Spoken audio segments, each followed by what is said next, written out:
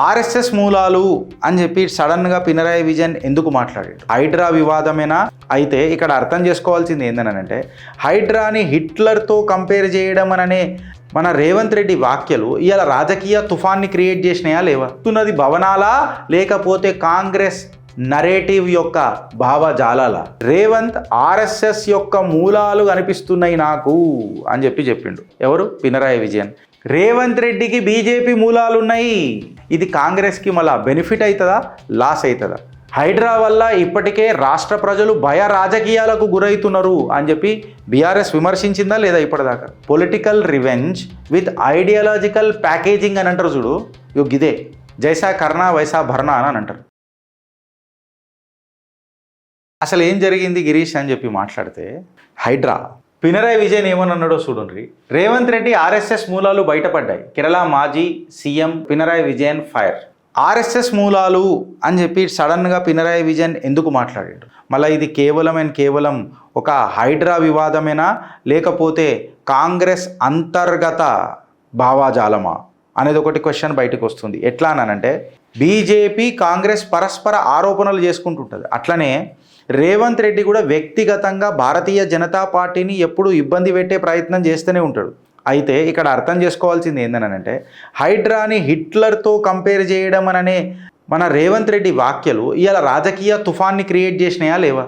అయితే సిపిఓ మూవీలో ఉంటారు, అయితే హిట్లర్ మావోడు ఉండాలి కానీ రేవంత్ రెడ్డి ఎట్లా తీసుకుంటాడు అన్న రాజకీయ తుఫాన్కి మళ్ళీ కాంగ్రెస్ రెడీగా ఉందా లేదా? ఇప్పుడు హైడ్రాను ఎందుకు తీసుకొని వచ్చినావు? అక్రమ కట్టడాలను కూల్చేయడానికి పెట్టిన పేరు హైడ్రా. కానీ ఇప్పుడు కూల్చుతున్నది భవనాలా లేకపోతే కాంగ్రెస్ నరేటివ్ యొక్క భావజాలాల అనేది ఒక పెద్ద అసలైన వివాదం జరిగింది. ఎందుకంటే రేవంత్ రెడ్డి గారు బెంగళూరులో మాట్లాడుతూ హైడ్రా అక్రమ నిర్మాణాలపై ఏమంటారు చర్య తీసుకుంటుంది అని చెప్పి మాట్లాడిండు. కరెక్టా? హైడ్రా అనే పేరు హిట్లర్ సైన్యం పేరు. అది కూడా ఏదో కామిక్లకేం తీసుకొని వచ్చిండు మన సారికి, ఎవరో పిఆర్ మనకు తెలియదు. అయితే హైడ్రా నా స్ఫూర్తి అని వ్యాఖ్యానించడం అనేది నిజంగా కాంగ్రెస్కి అలా తలనొప్పులు తీసుకొని వచ్చింది. ఎట్లా అనంటే, అక్రమ నిర్మాణాలను కూల్చుడు అంటే కఠిన వ్యవస్థ అవసరం అని చెప్పి ఎట్లా ఐ హ్యావ్ డెమాలిష్డ్ అని చెప్పి మాట్లాడిండు. ఎవరు? మన రేవంత్ అన్న. భవనాలను కూల్చే ప్రక్రియ అని చెప్పి హైడ్రాని చెప్పిండు. ఎవరు? మన రేవంత్ రెడ్డి. మళ్ళా భావాజాలాలు ఏడి కనిపిస్తున్నాయి అననే ముచ్చట తీసుకొని వచ్చారు. అయితే హిట్లర్ పేరు ప్రస్తావన తీసుకురావడం అనేది ఇవాళ కాంగ్రెస్కి తలనొప్ప కాదా అని ఇవాళ నిపుణులు మాట్లాడుతుంటే అర్థమవుతుంది ఏంటంటే, కేరళ మాజీ సీఎం పినరాయి విజయన్ దీనికి స్పందించిండు. ఎక్కడ? ట్విట్టర్లో స్పందించి ప్రధానమైన ఆరోపణలు ఏం చేసిండంటే, రేవంత్ ఆర్ఎస్ఎస్ యొక్క మూలాలు కనిపిస్తున్నాయి నాకు అని చెప్పిండు. ఫ్యాసిస్ట్ మనస్తత్వం బయటపడ్డది అని చెప్పి దాన్ని ఇంటర్లింక్ చేసిండు. అంటే ఇది కేవలం రాష్ట్రానికి పరిమితమైన అంశాన్ని మన పినరాయి విజయన్ జాతీయ స్థాయిలో దీన్ని పంచాయతీ చేద్దామని అనుకుంటుండా లేదా? ఇప్పుడు కాంగ్రెస్ హైకమాండే దీనికి వివరణ ఇవ్వాలా. సో నీ మూలాలు ఏడ ఉన్నాయి? నీ కాంగ్రెస్ ముఖ్యమంత్రి మాట్లాడుతున్న మూలాలు ఏడికేని వస్తున్నాయి అంటే జాతీయ స్థాయికి ఈ రాజకీయాన్ని తీసుకుపోయే ప్రయత్నం చేసిండా లేదా? ఎవరు? పినరాయి విజయన్. నేను ఏం చెప్తున్నా అంటే, కాంగ్రెస్కి అర్థమవుతలేదు ఎంత డ్యామేజ్ అవుతున్నది ఈయన మాటల వల్ల అనేది మీకు అర్థమవుతలేదు. పబ్లిక్లో ఏ రకంగా పోతున్నది అనేది కూడా వీళ్ళకి అర్థమవుతలేదు. ఇక్కడ ఆసక్తికరమైన అంశం ఏందనంటే, పినరాయి విజయన్ ఎవరు అనంటే సిపిఎం నేత, ఆర్ఎస్ఎస్ పైన నిరంతర విమర్శకుడే ఆయన. కరెక్టా రాంగా? రేవంత్ రెడ్డి ఎవరు అనంటే కాంగ్రెస్ వర్తమాన ముఖ్యమంత్రి తెలంగాణకు. కరెక్టా కదా? ఈయన కూడా బీజేపీ పైన తీవ్ర విమర్శ చేస్తాడు. బట్ పినరాయి విజయన్ ఏదైతే తీవ్రమైన విమర్శ చేస్తాడు చూడు బీజేపీ మీద, ఆయన ఏమంటుండు? రేవంత్ రెడ్డికి బీజేపీ మూలాలు ఉన్నాయి, ఫేసిస్టు అని చెప్పి ఇంటర్ కనెక్ట్ చేస్తున్నాడు. అంటే కాంగ్రెస్ని తన సొంత ఐడియాలజీ నుంచే దూరం చేస్తుండా లేదా? అంటే రేవంత్ రెడ్డి యొక్క ఐడియాలజీని ఆర్ఎస్ఎస్ మూలాలకు లింక్ చేస్తున్నాడా లేదా? ఇది కాంగ్రెస్కి మళ్ళీ బెనిఫిట్ అవుతుందా లాస్ అవుతుందా? ఇన్ఫ్యాక్ట్ చెప్పాలంటే చాలా అసౌక అదేమంటారు మోస్ట్ ఇన్కన్వీనియంట్ పరిస్థితి అని అంటాం చూడు, అది అవుతుంది. ఎందుకు కాంగ్రెస్కి హర్ట్ అవుతుంది అని అంటే, కాంగ్రెస్ నరేటివ్ ఏముని ఉంటుంది? బీజేపీ అని అంటే ఫేసిజం అని అంటారు. ఆర్ఎస్ఎస్ ఏంది అని అంటే అథారిటేరియనిజం అని చెప్పి మన ఆర్ఎస్ఎస్ వాళ్ళని అని అంటారు. ఇప్పుడు హిట్లర్ కంపారిజన్తో I am a Hitler, I have demolished అని అన్నప్పుడు మళ్ళీ అథారిటేరియనిజం ఎవరిది? రేవంత్ రెడ్డిది. మళ్ళీ అథారిటేరియనిజం యాక్చువల్గా రేవంత్ రెడ్డి ప్రకారం ఎవరు? కాంగ్రెస్ ప్రకారం ఎవరు? ఆర్ఎస్ఎస్. మళ్ళీ అథారిటేరియనిజం నాకు నచ్చింది, I have demolished like Hitler, Hitler is my motivation అని చెప్పి మాట్లాడితే ఇవాళ మా రేవంత్ అన్న. మీకు అర్థమవుతుందా? ఇప్పుడు సిపిఎం ఏం చెప్తున్నది? హిట్లర్ ఉదాహరణ కాంగ్రెస్ ముఖ్యమంత్రి మాట్లాడుతున్నాడు అని అంటే కాంగ్రెస్ మూలాలు ఎక్కడ కాంప్రమైజ్ అవుతున్నాయి, లేకపోతే కాంగ్రెస్ ఐడియాలజీ కాంప్రమైజ్ అవుతున్నదా అననే మాట వస్తుందా రాదా? బీజేపీకి ఇది ఒక ఆపర్చునిటీ. కాకపోతే బీజేపీ వాళ్ళు దీన్ని ఎట్లా వాడుకుంటారో నాకు ఇంకా అర్థం అయితలేదు. వాడుకుంటారని చెప్పి నేను అనుకుంటున్నా. ప్రతిపక్షాలకు ఎస్పెషల్లీ బీఆర్ఎస్కి అయితే ఇది ఒక జబర్దస్త్ ఆపర్చునిటీ. దీన్ని ఒక మరో కోణంలోకి తీసుకొని పోతారు. కరెక్టా కాదా?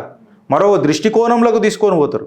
మళ్ళా హైడ్రా అనేది ఇల్లు కూల్చే బలగమా లేక ప్రజాస్వామ్య సంస్థనా అని చెప్పి వాళ్ళు ఆల్రెడీ ట్యాగ్లైన్ కూడా పెట్టేసారు. కరెక్టా కదా?